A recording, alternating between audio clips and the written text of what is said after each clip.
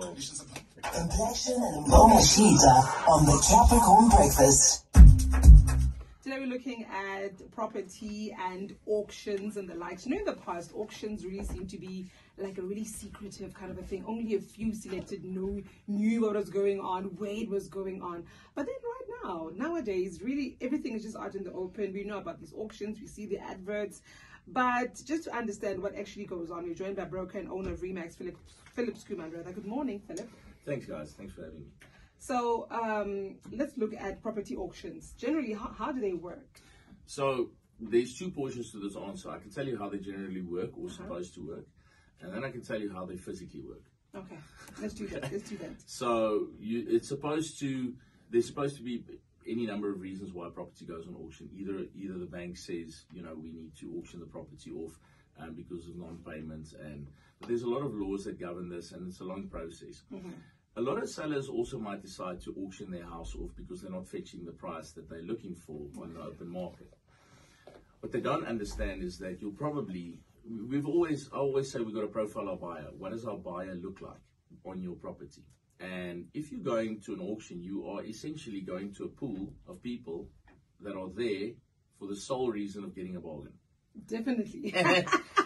Now, if you couldn't fetch the price that you wanted on the open market and you want to go to an auction, but you're hoping that someone will outbid, they'll busy be outbidding each other, like, you know, just the price will keep on rising. No? Well, that's what you hope for. Yeah. And it's not going to happen. Sure. It does sometimes, but let me use an example. So these property syndicates are formed, okay, in most of the metropolitan areas where auctions occur. Meaning it's a group of guys that all know each other, and they will sort of outbid you when, you know, just because you're a new face. Oh. Just because you're not just because you're a new face. And they'll overpay for a property to a certain extent. Because they know, they know you won't come back to the auction. Next time they'll get their bargain. Oh, wow. Oh, that's so wow, that's so petty. Wow. It happens. You look guilty, Philip. Remember, there's too few properties. No, I've actually contacted some of these syndicates guys, and we know some of them well. Okay. Me and you. And I've asked them to take me with. Okay. Make friends. If you can't beat them, join them. You got to get out of the same car. Yeah. If his friends see you not being with him, that kind of thing, you know.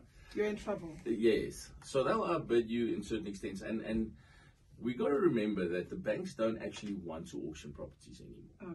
Okay. Auctions were a big thing back in 2000, major, you know, but like anything, the market is 20 years behind. So this happened 20 years ago. The market's only catching wind of it now. Okay. You know, a lot of people want to buy from an auction, but you also got to remember a reserve price is set in most cases. So now the client couldn't fetch his price on open market, call it 10 million or call it 5 million. Now he starts the auction with a reserve price of 5 million. Okay. Is it a deal? No. It's not a good deal. So what you're hoping for is a bank auction, where the bank has said, listen, we're going to take this property back. And the bank just wants to recover some of their money. So let's say they bonded 2 bar and the client is still outstanding with 1.8, because this is usually, and I'll get to that, this is usually where, so there's not a lot of equity in the property as is. The bank can't afford to take much less than 1.8, and the buyer is there looking for a bargain of 1.5 or 1.2. Okay. It's not going to happen. He's going to go home with a, you know, broken heart. Secondly, when you join an auction, you've got to pay a deposit to be there. All right. If you then don't go through with the purchase of any property, you'll just not be allowed back at an auction, and you will forfeit your deposit. Okay. Another thing that happens is that when you're buying a house on auction, you haven't had time to inspect that house. You don't know what state it's in.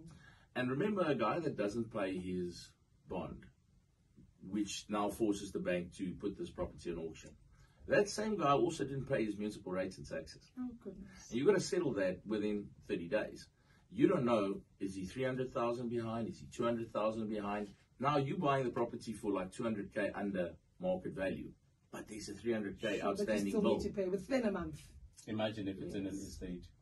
Yeah, and you've got a bigger levy. Exactly. And all the levies too. That's usually. So sometimes it's in first divulge, sometimes it's known, sometimes it's not. There's just a lot of variables when it comes to auctions.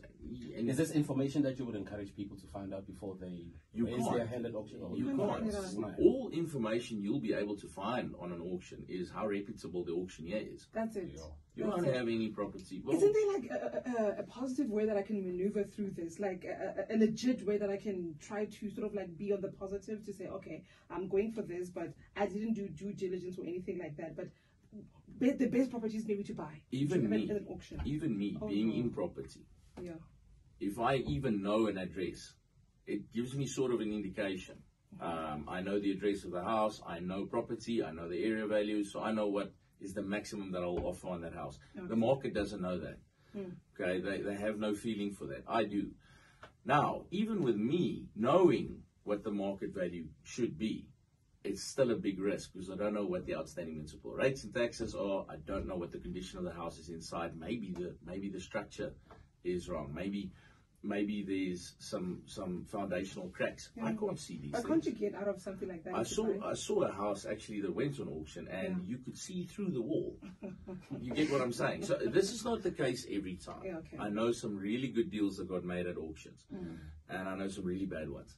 So it's just too much of a gamble. And if you're looking the maximum profit, so let me take you back to we're still on topic, but we deviating from the questions. Yeah. But let me use an example. Okay, you bought your house 5 years ago. Okay, the time that you're going to struggle with your bond is within the first 5 to 7 years. Okay. After that, your house is almost cheaper than your car. You get what I'm saying? You're going to rather pay your house than you're going to pay your car because you don't want to lose you can lose your car, but you don't want to lose your house. Okay, it's your most important asset. And the point is that if you are struggling, well, the vast majority of people that struggle to pay their bonds happens within the first 5 years, when the bonds are still high, the versus their salary. Okay, their income hasn't gone up that much, but the bonds, has been secured. So now you bought the house for 2 million. You still owe the bank 2 million. Call it 5 years later, you owe them 1.9. Okay, because they take the interest first, and then they start taking your capital. So now after 5 years, you can't pay your property anymore. They repossess it. You still owe them 1.9. They can't afford to sell it for 1.4. Okay, guys that let's say have owned their property for like 12, 13 years, their equity is a lot larger. I mean, they bought the property for maybe 500. It's now worth 1.8. There's a lot of equity. Those are the deals you're looking to pick up at an auction. But those are not the deals that end up at an auction. You get what I'm saying? Because the clients would rather not pay their car, but pay their house, not to lose their house. Yeah. The bank also doesn't want to repossess property anymore. The banks have got these assisted selling programs. They would rather, because they've seen that they lose too much money by going to auction. They would rather enlist the services of a reputable real estate agent and try and sell it at market value. Even if just 10% below market value, it still beats 30-40% below market value at auction. Sure. There's many auctions that happen where nothing gets bought. The auction was there, and now nothing. Okay. Why I, as a real estate agent, want to do auctions because I can get paid whether the property sold or not. I hear what you're saying. That's the bias for me. So. But it's a lose-lose situation. You get what I'm saying? And the banks lose. Sure. The only benefit is for that one buyer, if he's lucky, under the right circumstances, and you'll get a good deal. Well, I think you as a listener, you hear the risks and you can make your mind up with all the information that Philip shared today. Whether you want to go, there's a lot more. I know there's a lot more. But you can make up your own mind. You've heard what has been shared. But then thank you so much, Philip. Always appreciate your time. Thanks, guys. That's the broker and owner of REMAX, Philip Kumar. Thanks.